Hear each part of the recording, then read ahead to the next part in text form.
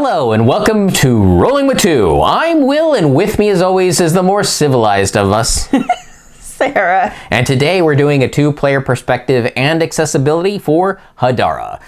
If you're curious about our opinion, check out our other video, Rolling with Reviews, Hadara. Sarah, tell us a bit about Hadara. Over the course of 3 epics, you make the decisions to form your civilization. Through card drafting, you will develop your economy, military, culture, and agriculture to create a lasting impression. Whoever has the most points at the end of the game wins. All right, Will, so how does the game change for 2 players? There is no bot to worry about in this epic or any other in Hadara. What actually changes is the number of tiles for colonies and cards for the different categories. That's going to be different for every player count. Right. And that's just the only change. Yep. So issues at a 2-player count is you're just not going to see a wide variety of cards when it comes to the second part of the draft because there's just fewer cards in play. Yes. That's just kind of the way it is. Also, on the same vein is the purple cards have abilities, but not all of them.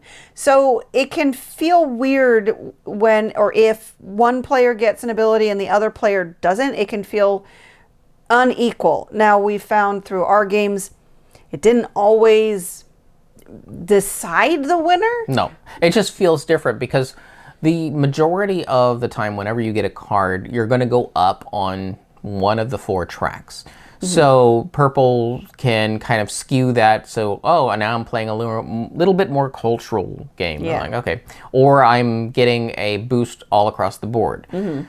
But when it comes to a rule it breaks, it just feels weird because one person has a new rule that they can take advantage of. And so that feels unfair, but we didn't find it really change the balance. Right. It's just, again, one of those things, since there's fewer cards, and you're shuffling from a relatively small deck, but it just could come up that there's one ability in game for, like, if you're playing the first epic, and only one player can get that card. Yeah. So that's it. All right, that's kind of the only issues there. What it does well, though, at 2 players, it plays really fast. I mean, there are parts of the game I think are simultaneous. The first draft should be simultaneous. Yes. We always play everything turn-based because I have to help. You will turn a dial, and then wherever your icon to represent your player character is next to, then you'll draw 2 cards from that stack. And you'll make a decision, a drafting decision. Yes. Which one am I keeping? Which one am I discarding back to the table? And then you'll make further decisions from there. But all that can happen simultaneously. Right. But the second part of the draft happens turn-based because then everybody gets to draft any card from any top of any stack. Any discard stack. And so that's where the more players you have, the longer that part of the game will take. Yeah, and more interesting because then you can probably even skew your play style to be, well, I'm going to be heavily into this, where you might not be able to lean that heavily in a 2-player game. Exactly. All right, I think that's it, though, for our 2-player experience. So let's move on to accessibility. Okay. The track gains on the top of each of the cards is only identified by color. However, they are in the same order on all cards. So it's from left to right: yellow, red, blue, and green. Which correspond to currency, military, culture, and agriculture. Right. So everywhere else it uses icons, but in that aspect, it's just the color. So you can learn the placement of it if you're having issues with any of the colors. Mm-hmm. The cards are small, and unfortunately they do require shuffling because you're going to do setup between each epic. Yeah, so you basically have 3 setups. Yeah. I mean, you could do one giant setup, but you'll have to know when to stop because you're not drawing any more cards for this epic. Well, so actually there's 2 ways you to do it. You could set up all the card stacks at the very beginning of the game. Mm-hmm. I just don't tend to do that because I kind of work out of the box. So I just set up Epic 1, put the cards away that I don't need for Epic 1. And then when it comes to 2, I put all the Epic 1 cards away that we didn't use and pull out the Epic 2. So I guess it really depends on how you're going to do it, because the way we did it is we stopped between epics to do the card shuffling and stuff like that. If you did it all at the beginning of the game, it just makes the beginning of the game setup a little longer, and you'll have card stacks all out across the table because you're going to have 5 stacks for each epic. So you're looking at, well, the first epic goes on the board, so you'll have 2 epics sitting aside, so you have 10 stacks of cards sitting off to the side. Yeah. Depends on what your table space is. Yeah.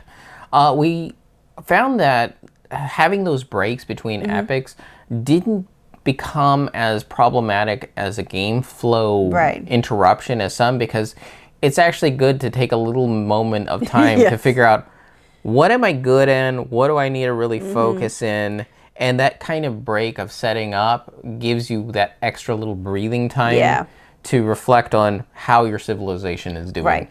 So that's why we went ahead and just left it so that we do the... I don't actually remember if the rules specify one way or the other. I don't know. Whether it said to set it up all ahead of time. I don't remember. Either way... We just told it because it was a little cleaner for us. Yeah, it was just cleaner for us. Some of the fonts in the game are really not that great. Most of them aren't terrible. I think just the graphic design in general kind of gets in the way. The worst font is going to be on the colony tiles. They just kind of overlay the number halfway onto the money symbol, and it's a fancy font, so it blends in, I think, is the problem. Yeah. Okay, that's the challenges we had for accessibility.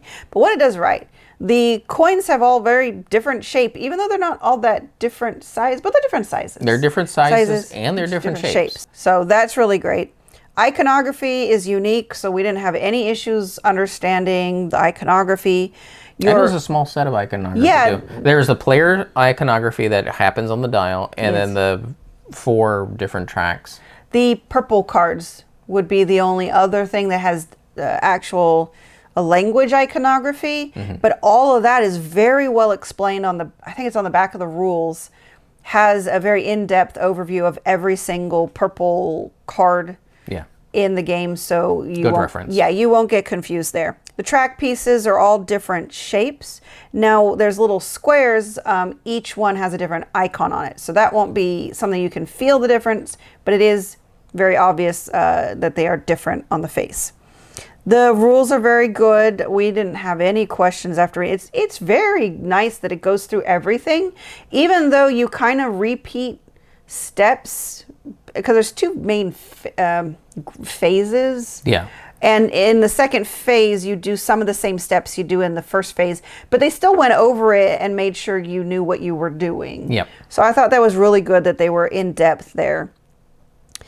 The math, normally I have some issues, and I actually sometimes still do, but the tracks there are all just summations of all the cards and tiles that you've gained. Plus whatever you started with. Oh yeah, plus you have a starter card, Yeah. so you keep that as well. So you can always check your math. Yeah, you can always check it. And there were a couple of times I'm like, I didn't add something, and I can double check. Did I or didn't I? So you don't have to try to keep it all in your head, and that's what the 4 tracks are there for. So you don't have to do that. So the boards have nice little cutouts to fit the squares in for when you're doing the silver medals and the statues, so they won't fall out of place, because they're either going to be the victory point side or the symbol side. And I think, as you mentioned before, there are player icons. There are no player colors in this game, which I absolutely love, because I do believe this can go up to 5. I think so. I think this goes up to 5. So they did kind of like crests, like animal heads. And I think that was a really great way to go, because you have so many other colors already in the game, because you have the 5 colors of the decks. Adding more colors on top of that would have been overwhelming. Yeah. So I'm really glad that they just went with icons. So each player board has a different icon, and that corresponds to that middle turning thing. Right. And in the end, it's all open information. There's absolutely nothing here that's kept hidden. So that's all good. Okay, conclusion. Conclusion for 2 players. Yes, I think this is really good. It probably is going to scale really well for all player counts. And like I said, pros and cons, the 2-player, you can go faster. But at higher player counts, you'll see more card variety. Yeah. Yeah, finding a two-player civilization game can be tricky because a lot of times when it comes to a civilization game, they throw in like a giant map and then maps skew it for two players because sometimes they're too big or they're too small or whatever. This game does a civilization game for two players extremely well. Yeah, so and definitely recommend. it's that more light mid-weight games too, so it fits a really nice niche there. Accessibility. I think it's mostly going to be good. Like I said, I think the only real challenges are going to be the cards. You're going to need to learn the placement of the colors if you're having trouble with any of the colors. Otherwise, a few fonts, that's about it. It's really good. Accessibility, very good. All right. All right, Sarah. When it came to your civilization, did you feel that you've made a very different civilization than you have with other games dealing with civilizations? Yes.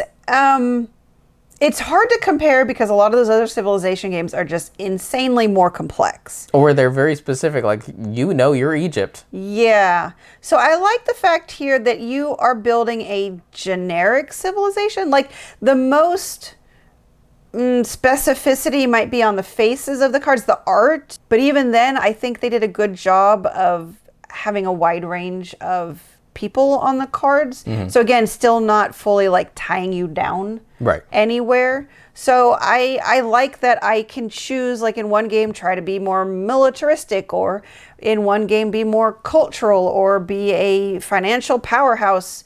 And for all three of those styles, you need food. I don't think you can really win through food alone. That's more of a support stat. Right. How many cards you can hold. Right.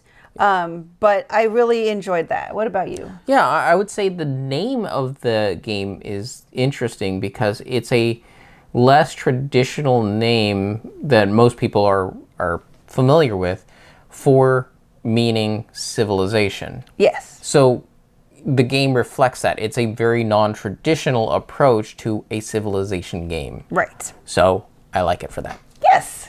All right, and why would you ever roll with just one when you can be rolling with two? If you have any questions, comments, or concerns, you can reach out to us on the various social media platforms at Rolling with Two. That's TWO. We're on Blue Sky, Facebook, Twitter, and Instagram. For Discord, we have a channel on Tabletop Express. Check the show notes for the invite link. If you have time, check out the other content Nanaman has found for you, because remember, he's rolling with you.